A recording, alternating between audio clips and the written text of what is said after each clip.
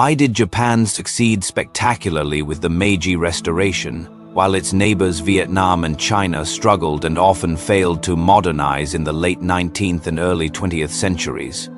Let's step back to Japan around the 1850s. At this time, Japan was under the Tokugawa shogunate, a feudal system that had ruled for over 250 years. Society was rigidly structured. Samurai sat at the top, followed by farmers, artisans, and merchants at the bottom. The emperor existed, but only as a symbolic figure. The real power rested with the shogun. Japan was almost entirely closed off from the outside world, trading only with the Dutch and Chinese through a single port in Nagasaki. Everything changed in 1853. On a seemingly ordinary day, a fleet of massive, steam-powered American warships arrived, led by Commodore Perry. Cannons thundered, and Perry delivered an unmistakable message: "Open your ports or face destruction."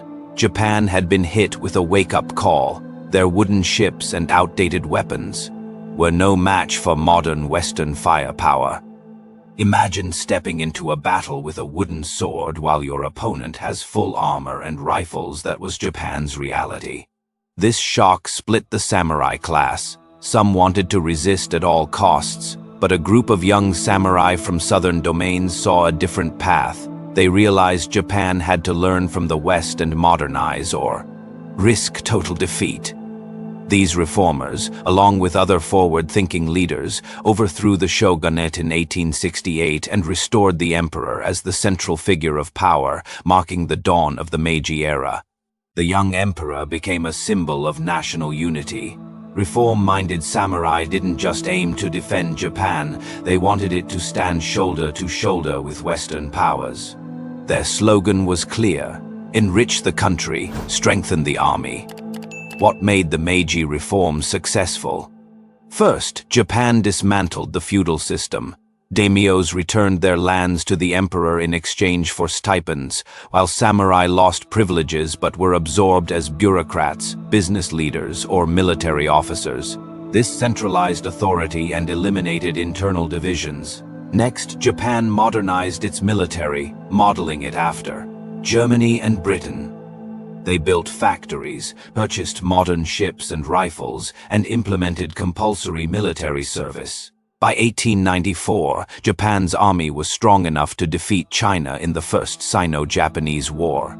Education and culture were also transformed. Japan abandoned old Confucian methods, establishing universal education along Western lines. Thousands of students were sent abroad to study science, engineering, and law, while foreign experts were invited to teach. By 1900, nearly 90% of Japanese children were attending school, a staggering achievement for Asia at the time.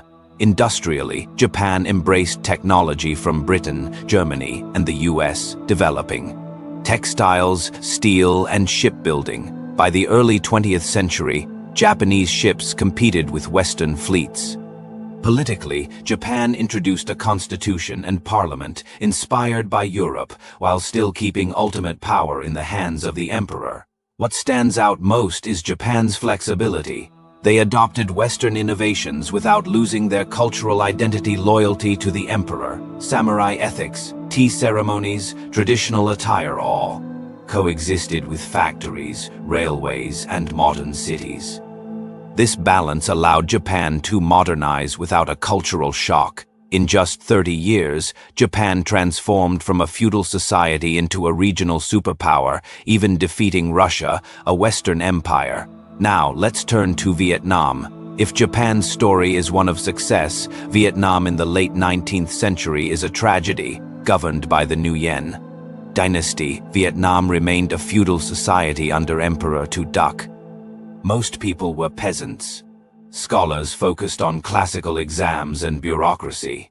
Unlike Japan, Vietnam faced direct colonial threat from France. By 1858, French forces attacked Da Nang and slowly occupied the south.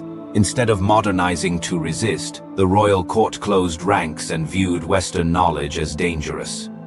Reformers existed. People like Nguyen Rong Tu, who studied in France and Hong Kong, proposed modernizing the military, building factories, and opening schools, but the conservative court rejected these ideas as incompatible with Confucian principles. At the turn of the century, movements like Dongdu and Dongkin Gia Thuk emerged, led by patriots like Fanboy Shou and Fan Shou Trin. Some students were sent to Japan to learn, while others promoted modern education at home.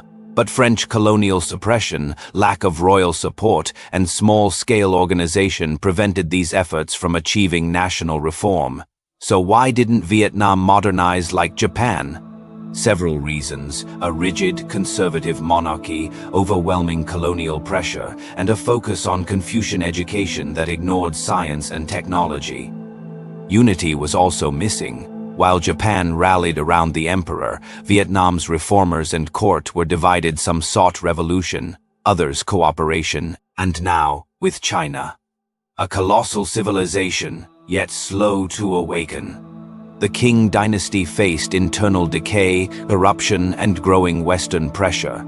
The Opium Wars were a devastating blow, forcing China into unequal treaties and humiliating concessions. Reform attempts like the self-strengthening movement focused solely on technology, neglecting political or educational reform. The 100 Days Reform of 1898, led by Emperor Guangxu and reformers like Kang Youwei and Liang Qisha, sought to modernize institutions and education, but it lasted only 100 days before Empress Dowager Cixi and conservatives crushed it. Reformers were executed or exiled. China's failures were compounded by conservatism, internal rebellion, fragmented regional powers, superficial adoption of Western technology, and lack of national unity. The Qing rulers were Manchu, ruling over a Han majority, leading to further distrust. Ultimately, the dynasty fell during the 1911 revolution, and China entered decades of warlordism before regaining stability mid-20th century. Japan's story shows that successful modernization requires unity, bold reform, and flexibility. Vietnam and China illustrate how conservatism, division, and half-hearted reforms can cost a nation its sovereignty. Thanks for watching this journey through history. If you found it interesting, hit subscribe, turn on notifications, and share this story. Until next time, goodbye.